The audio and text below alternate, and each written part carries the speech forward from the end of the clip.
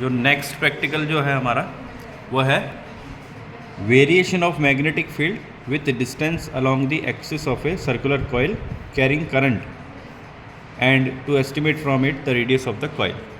तो प्रैक्टिकल में हमारे को ये सेटअप दे रखा है, ये वो सर्कुलर कॉइल है जिसकी रेडियस निकालनी है हमें। इस सर्कुलर कॉइल में क्या क्या दे रखा है आपको, देखो ये वायर दिख रहा है आपको वाइट कलर के, कॉपर वायर है, इसके ऊपर थ्रेड कवर किया हुआ है। तो नंबर ऑफ टन्स जो है फर्स्ट वाले में कितने हैं 10 टन्स, ठीक है। और यहाँ पर नंबर ऑफ टन्स कितने हैं 20 टन्स, ठीक है। तो अगर आपने 20 टन्स लिया होगा तो ये करंट जो है 20 टन्स में फ़्लो करेगी, और अगर 10 लिया होगा तो हाफ सर्किल में फ़्लो करेगी। तो आपको पता है कि जब भी कोई सर्किट में करंट फ्लो करता है तो मैग्नेटिक फील्ड प्रोड्यूस होती है ना। अगर ये सर्कुलर फॉर्म में है तो क्या होगा, ये एक तरह से सर्कुलर जब करंट फ्लो करेगी तो इसमें से लाइन्स ऑफ फोर्सेज निकलेगी, इस सर्किल में से क्या निकलेगी, लाइन्स ऑफ फोर्सेज। तो मैग्नेटिक फील्ड सबसे ज़्यादा स्ट्रॉन्ग कहाँ होगा, इस कॉइल के सेंटर पे। और जैसे जैसे आप इस कॉइल से दूर जाओगे तो मैग्नेटिक फील्ड आपको क्या मिलेगा, कम होते हुए मिलेगा। तो ये जो ग्राफ है, ये ग्राफ हमें मिलेगा जब आप मैग्नेटिक इस सर्कुलर कॉइल के मिड में होंगे तो मैग्नेटिक फील्ड की वैल्यू आपको क्या मिलेगी, मैक्सिमम मिलेगी। और जब आप इस कॉइल के इधर जाओगे यानी टुवर्ड्स राइट और टुवर्ड्स लेफ़्ट जाओगे तो मैग्नेटिक फील्ड जो है वो लगातार ऐसे इस फॉर्म में कम होते हुए मिलेगा। तो ये ग्राफ अपने को इस एक्सपेरिमेंट से मिलेगा। कनेक्शन देख लेते हैं, और उससे पहले ये देख लेते हैं कि इसमें एपरेटस क्या क्या यूज आ रहा है। तो ये तो पूरा लकड़ी का वुडन फ्रेम है जिसमें ये कॉइल इनबिल्ट है, और नंबर ऑफ़ जो टर्न्स है उसको यहाँ निकाल रखा है। तो कनेक्शन के लिए 2 टर्न दे रखा है, ठीक है। ये डीसी पावर, ये डीसी बैटरी है, ये रियोस्टेट है, और ये आपकी 4 वे की है, ठीक है। अब क्या करना है, कनेक्शन करना है। कनेक्शन देखो 4 वे की से शुरू करेंगे। तो 4 वे की में कोई भी 2 टर्मिनल ले लो आमने सामने के, उनको यहाँ से कनेक्ट कर लो। तो मैंने एक वायर यहाँ से निकाला, ये वायर निकल के इस पे चला गया, तो इसके जस्ट ऑपोजिट वाला वायर यहाँ लग जाएगा। तो ये वाला तो हो गया, देखो आमने सामने वाला लग गया, एक इधर चला गया और एक इधर से निकल के इधर आ गया। अब बचे ये वाला और ये वाला। तो इनके बीच में मुझे बैटरी, रियोस्टेट और की जोड़नी है। की नहीं भी जोड़ो तो चलेगा क्योंकि बैटरी में ऑन ऑफ का दे रखा होता है। तो आप क्या करोगे, एक वायर से जो है एक की से क्या करना है आपको, वायर निकालना। तो यहाँ से एक वायर निकाल के वो कहाँ जाएगा, रियोस्टेट के लोअर पे। यानी कि अब ये वाला देखो, ये वाला कहाँ जा रहा है, ये वाला जो टर्मिनल है यहाँ से एक वायर निकल रहा है और ये कहाँ जा रहा है, रियोस्टेट के लोअर पे, ठीक है। और फिर रियोस्टेट का अपर वाला, रियोस्टेट के अपर से देखो ये वाला, अरे रियोस्टेट यहाँ दिख नहीं रहा आपको, थोड़ा उधर लाओ। रियोस्टेट के अपर वाला ये टर्मिनल जो है ना, इससे एक वायर निकलेगा, रियोस्टेट के अपर से निकल के क्या जाएगा, बैटरी के नेगेटिव में। तो ये जो बैटरी है इसके नेगेटिव में एक वायर जा रहा है, अपर से निकल के जा रहा है, देखो नेगेटिव में जा रहा है, ठीक है। और जो पॉजिटिव है नेगेटिव में जा रहा है, और जो पॉजिटिव है, पॉजिटिव वाला कहाँ जाएगा, जो बचा हुआ जो की है उस पर जाएगा, यहाँ चला गया, ठीक है। कनेक्शन हो गया। अब ये देखो, ये जो बीच में हमने रखा है ये क्या है, मैग्नेटिक कंपास है। ये मैग्नेटिक कंपास है, इसमें ये जो छोटी वाली निडल है ये मैग्नेटिक निडल है। हमें इसको इसके मिड में इस तरह से रखना है।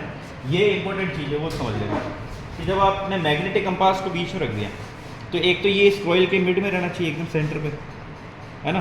जब ये सेंटर पे आ गया तो ये छोटी वाली जो निडल है ना, ये इसके नीचे आ जाएगी। तो हम ऊपर से जब देखेंगे इसको, ये निडल हमें दिखेगी नहीं। और रीडिंग लेने के लिए इसके परपेंडिकुलर एक एल्यूमिनियम की निडल लगा रखी है, वो लंबी है क्योंकि हमें रीडिंग लेनी है, ठीक है। अब पहला काम तो ये कि भी हमने इसको मिड में लिया है, इस सर्कुलर कॉइल के मिड में लिया है, और ये निडल कहाँ रहनी चाहिए, 0 पर। तो ये देखो, ये निडल इस तरह से इसको घुमा के 0 पे ले आएंगे, ठीक है। और ये जो डायरेक्शन मैंने ऐसे तिरछी रखी हुई है, ये क्यों है, इसको सेटअप को इस तरह से एडजस्ट करना है कि ये निडल इसके बीच में आ जाए, है ना। तो ये मैंने जब इसको इस तिरछा रखा तो ये इसके बीच में आ गया। इसका मतलब ये हुआ कि मैंने मैग्नेटिक मेरिडियन जो होती है अर्थ की, उस डायरेक्शन में उसको अलाइन कर दिया। तो मैग्नेटिक फील्ड अर्थ का इसको प्रभावित नहीं करेगा। ठीक है, तो आपका ये सेटअप पूरा हो गया। हमने 20 टर्न्स के लिए ये प्रैक्टिकल करना है, यहाँ तक ठीक है। अब देखो जब ये पूरा स्टेबल हो जाएगा निडल, जैसे कि अभी स्टेबल है ना, पास से देखो अब ये स्टेबल है और 0 पर है, देखो ये वाली निडल 0 पर है, छोटी वाली कहाँ है 90 पर है। तो ये हो गया सेटअप। अब अपने को ये जो 4 वे की है इसमें से किसी भी एक डायरेक्शन में करंट को फ्लो कराना है। जब मैं एक की को यहाँ कनेक्ट करूँगा तो क्या होगा, इस पर देखो की कनेक्ट करते ही डिफ्लेक्शन आएगा। जैसे ही की कनेक्ट करेंगे इस सर्कुलर कॉइल में क्या होगा, करंट फ्लो करेगा और करंट फ्लो करते ही मैग्नेटिक फील्ड प्रोड्यूस होगा और मैग्नेटिक फील्ड प्रोड्यूस होगा तो इस कॉइल का मैग्नेटिक फील्ड और ये जो निडल का मैग्नेटिक फील्ड है ये एक दूसरे को इक्विलिब्रियम पोजीशन में ला के रोक देंगे। ठीक है, तो ये जिस पोजीशन में आएगा उस पोजीशन में देखो ये निडल आके रुक गई, इसकी रीडिंग हमें नोट करनी है। तो ये बड़ी वाली जो निडल है इसकी रीडिंग आपको नोट करनी है इस टेबल में। फॉर एग्जाम्पल मैंने अभी इसको 0 पे रख रखा है, तो यहाँ आ जाएगा distance of the needle from the centre 0। ठीक है, और 0 के करस्पॉन्डिंग यहाँ पर θ1 θ2, तो ये θ1 हो गया और ये θ2 हो गया। तो ये कितना आ रहा है अभी, ये 60 के अराउंड आ रहा है, इधर भी 60 और इधर भी 60, तो यहाँ 60 60 आ गया।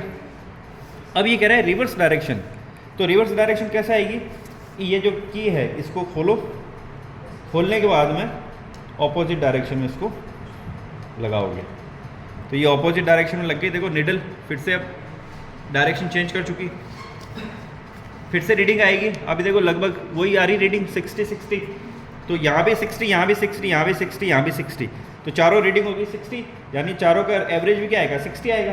तो यहाँ आ गया थीटा की वैल्यू 60 और यहाँ आ जाएगा उसका tan थीटा, ये एक रीडिंग हो गई। अब क्या है कि distance of the needle from the centre 2 centimetre लेना है और अलोंग द ईस्ट आर्म, तो ये वाली जो राइट साइड है ये ईस्ट आर्म है और ये लेफ्ट वाली जो है वेस्ट आर्म है।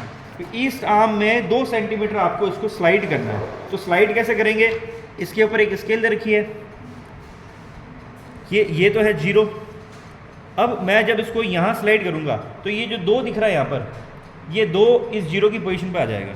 कैसे आएगा, देखो मैं इसको स्लाइड कर रहा हूँ बहुत हल्के हाथ से, है ना, ऐसे तेज करोगे तो हिल जाएगी निडल, और देखोगे कैसे ऊपर से।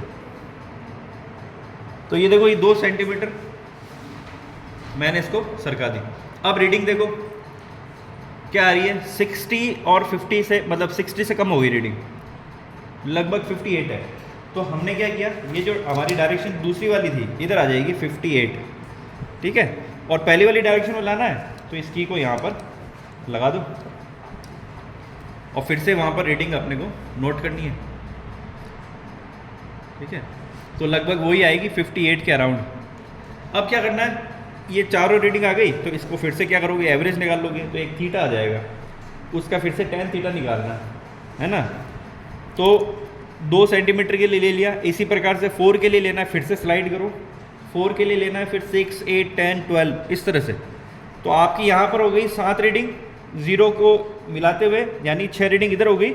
और जब आप वेस्ट आर्म में जाओगे तो ये दूसरी वाली टेबल है, फिर से 0 वाली रीडिंग तो कॉमन आएगी दोनों की, और बाकी जो 6 रीडिंग है वो इस डायरेक्शन में आएगी। तो दोनों रीडिंग आपने जब नोट कर ली तो tan थीटा आ गया दोनों टेबल के करस्पॉन्डिंग। इस tan थीटा को डिस्टेंस के साथ में आपको प्लॉट करना है, ये ग्राफ है। tan थीटा जा रहा है y एक्सिस पे और डिस्टेंस जो है 0 से 2 4 6 8 10 इस तरह से चलेगी, और जब आप इसको प्लॉट करोगे तो ये वेरिएशन आपको इस तरह से मिलेगा। यहाँ तक ठीक है। अब इस ग्राफ में ये जो tan थीटा आ रहा है इसकी मैक्सिमम वैल्यू कहाँ आएगी, पीक पर। इस tan थीटा की मैक्सिमम वैल्यू को 0.715 से मल्टीप्लाई करोगे तो आपको एक वैल्यू थोड़ी कम होती हुई मिलेगी, नीचे यहाँ मिलेगी। इस पॉइंट के करस्पॉन्डिंग इस ग्राफ पर 2 पॉइंट मिलेंगे, P और Q। ठीक है, पॉइंट P से आप एक परपेंडिकुलर प्लॉट करो और पॉइंट Q से करो, तो ये जो डिस्टेंस आएगी x एक्सिस पे ये आएगी रेडियस के बराबर। किसकी रेडियस, इस सर्कुलर कॉइल की रेडियस। तो हमें एक्सपेरिमेंट से इसकी रेडियस मिल जाएगी। और ये मैंने 0.715 कहा, तो ये कैसा है, ये जब आप x की वैल्यू r/2 रखोगे तो कैलकुलेट करोगे तो 0.715, यानी कि tan थीटा की वो वैल्यू जहाँ पर r की वैल्यू क्या हो जाएगी, हाफ हो जाएगी, रेडियस हाफ हो जाएगी, वहाँ पर ये वैल्यू निकाली हुई है। तो ये ग्राफ से भी निकल जाएगा।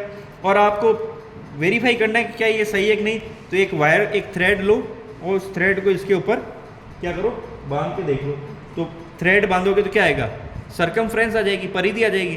परिधि होता है 2πr, और अगर मुझे रेडियस निकालनी तो 2π का भाग दे तो रेडियस आ जाएगी। समझ गए? तो दोनों ही तरीके हैं, और इससे दोनों से मैच करके देख लो कि हमारा रिजल्ट जो है वो सही आ रहा है कि नहीं आ रहा। तो इस तरह से आपको ये प्रैक्टिकल करना है। ठीक है, फॉर्मूला जो है आपका ये है b = 2πn r²i/10^2 magnetic field है तो गाउस में आएगा, है ना। तो अपना मेन जो उद्देश्य है वो ये है कि इस ग्राफ का यूज़ लेते हुए हमें tan थीटा की वैल्यू को 0.715 से मल्टीप्लाई करना है मैक्सिमम वैल्यू को, और इस फॉर्मूले से हमें क्या निकालनी है, रेडियस निकालनी है। ठीक है, कर लोगे ये?